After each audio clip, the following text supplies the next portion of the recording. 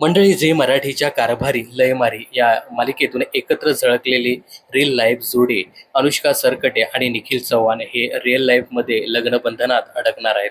या दोघांच्याही घरी लग्नाआधीच्या विधींना सुरुवात झाली आहे.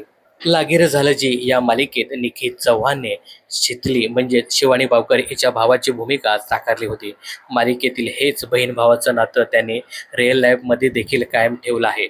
आपल्या भावाच्या म्हणजेच निखिलच्या लग्नाला शिवानी करोली म्हणून सजल्या याचे काही फोटोज तिने शेअर केले आहेत.